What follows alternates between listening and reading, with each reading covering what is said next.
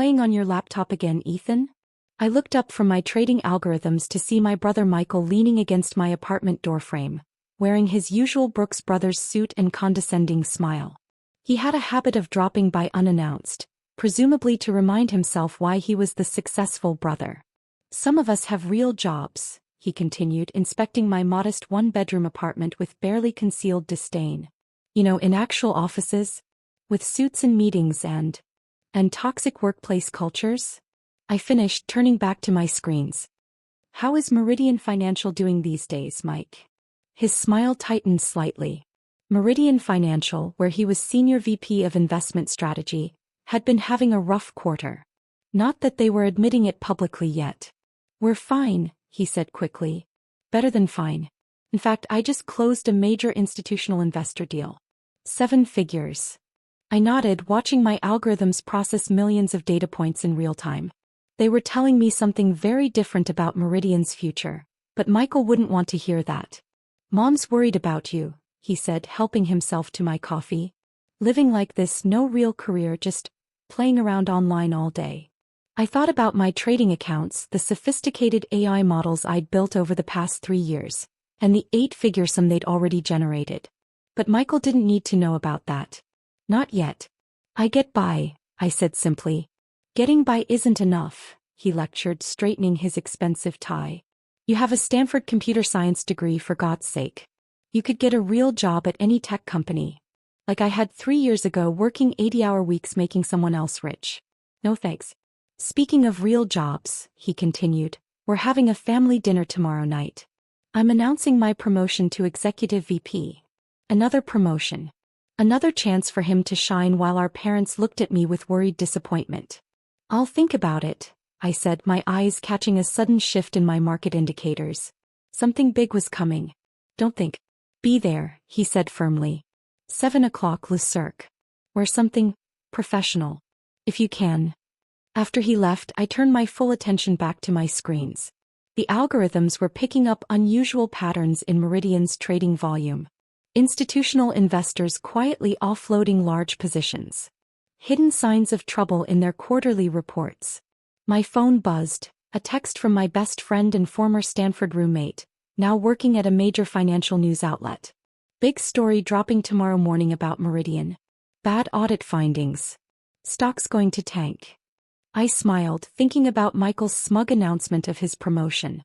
Then I looked at my trading account, already positioned to capitalize on Meridian's impending fall. Tomorrow was going to be interesting. Very interesting indeed. I pulled up Meridian's shareholder registry public information, though few bothered to analyze it properly. Through various shell companies and algorithmic trading accounts, I'd been quietly accumulating shares while the price was high. Michael would have been horrified to know that his laptop-playing brother was already one of Meridian's largest individual shareholders. And after tomorrow's crash, when the price plummeted and my buy orders kicked in automatically, I'd become the majority shareholder of his precious company. I picked up my phone to RSVP to the family dinner. After all, I wouldn't want to miss Michael's big promotion announcement, especially since it might be his last. My algorithms hummed quietly in the background, processing terabytes of market data. 3 years of work, of being dismissed as the family failure, of listening to Michael's lectures about real jobs. It was all about to pay off. Sometimes success is best served with a side of poetic justice. And sometimes, playing on your laptop can change everything. I started planning what to wear to dinner. Something professional, he'd said. Well, tomorrow I'd show him just how professional I could be. The morning of the family dinner, I watched Meridian Financial's stock price freefall on my screens. The audit findings had hit the news at 9 a.m. sharp. Massive accounting irregularities, hidden losses, years of manipulated reports. By 9:05, the stock had dropped 30%. By 9:15, trading was temporarily halted. My phone started buzzing non-stop. First, a panicked text from Michael. Family dinner cancelled. Emergency board meeting. Then from Mom. Did you hear about Michael's company? We're so worried. I didn't respond to either. I was too busy watching my algorithms execute their pre-programmed strategy. As the stock price plummeted, my buy orders kicked in at predetermined levels. Each drop triggered more purchases through different accounts, different brokers, all carefully structured to avoid detection. By noon, Meridian had lost 60% of its value. My net worth, on the other hand, had increased substantially. At 2 p.m., my friend at the financial news outlet called. "You knew, didn't you?" she asked. "That's why you've been buying." "I didn't know," I corrected her. "My algorithms knew. They spotted the patterns weeks ago: irregular trading volumes, insider selling, inconsistencies in the financial reports. I just listened to the data. Well, someone just acquired a massive stake in Meridian during the crash. The rumor mill is going crazy trying to figure out who." I smiled, watching my ownership percentage tick up. "How's Michael taking it?" "Not well. He's been in emergency meetings all day. Word is most of the executive team will be forced to resign, including the newly promoted executive VP, no doubt." At 4 p.m., just before market close, I made my final moves. As Meridian's stock hit rock bottom, my last batch of buy orders executed. The trading algorithms that Michael had mocked as playing around had just made me the majority shareholder of his company. I decided the family dinner should go ahead after all. I texted Mom, "Let's keep the dinner reservation. I'll handle it." Then Michael, Lucirc 7 p.m. "Be there. We need to talk." I put on my best suit, not Brooks Brothers but Tom Ford, and headed to the restaurant. My parents were already there, looking worried and aged. Michael arrived last, his typically immaculate appearance showing signs of strain. "How bad is it?" Dad asked as soon as Michael sat down. "It's..." He loosened his tie. "Complicated. The board is meeting tomorrow. There will be changes." "Changes like you losing your job?" Mom's voice quivered. "I don't know," he snapped, then turned to me. "Why are we even having this dinner? My promotion is obviously no longer relevant," I finished, signaling the waiter for wine. "But I thought we should still meet. After all, Meridian's new majority shareholder might want to discuss the company's future." Michael froze, wine glass halfway to his lips. "What did you say?" I pulled out my tablet, displaying the final shareholding structure. "As of market close today, I control 51% of Meridian Financial. Well, technically various investment entities I control do." "That's impossible," he whispered. "The shares were worthless." "No," I corrected him, "they were undervalued. My algorithms identified the true value beneath the accounting mess. While everyone was panicking, I was buying." Our parents looked between us, confusion clear on their faces. "Your laptop games," Michael said slowly. "All this time." "I built a trading system," I explained. "Artificial intelligence, machine learning, pattern recognition, all those useless computer skills you mocked. Turns out they're pretty valuable in today's market." "How much?" Dad started. "Am I worth?" I smiled. "More than Meridian was worth yesterday. Less than it will be worth once I fix it." Michael put down his glass. "Fix it? The board meets tomorrow, right?" "Good. Because their first order of business will be appointing a new CEO." "You?" He laughed, but it sounded hollow. "You don't know anything about running a financial company." "I know how to spot fraud in financial reports," I countered. "I know how to build systems that actually work. And most importantly, I know how to admit when I'm wrong and fix it." The waiter arrived with our wine. I raised my glass.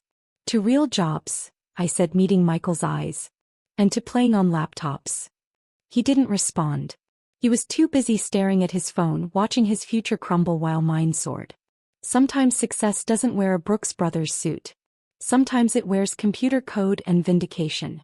The boardroom at Meridian Financial looked exactly as pretentious as I'd imagined, all dark wood and leather, like success could only exist in spaces that smelled of rich mahogany.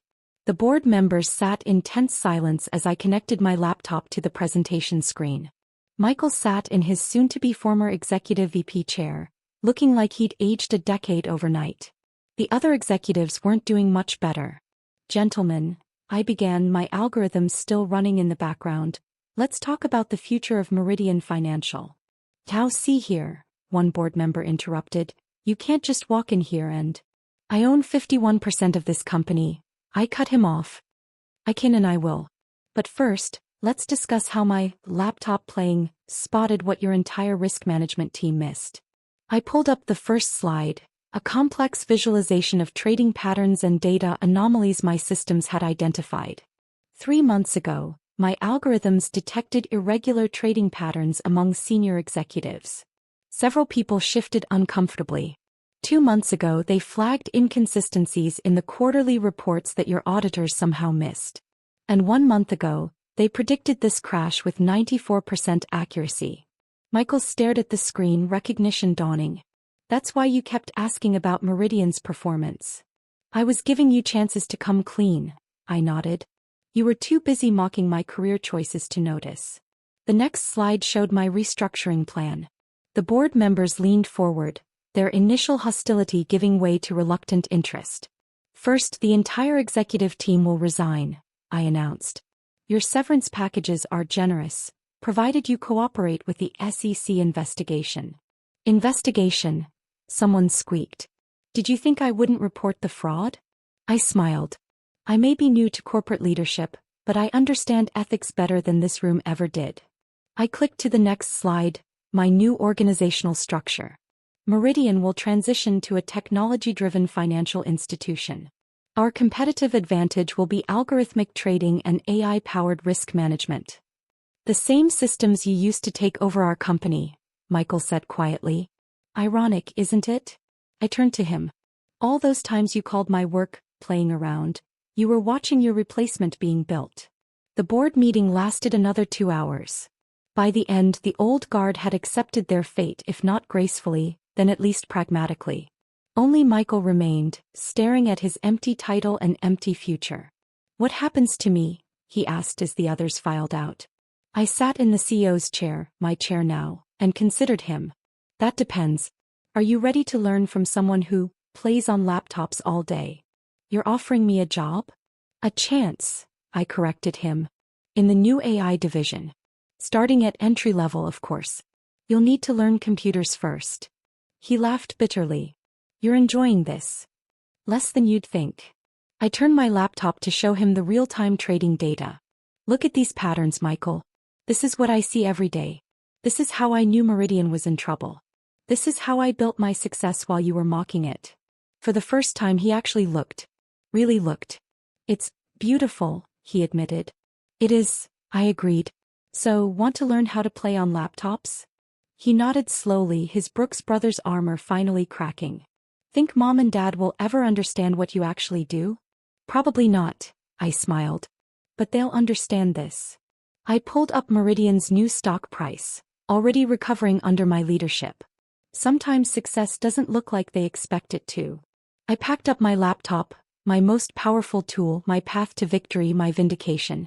Tomorrow I would begin transforming Meridian into something new, something better.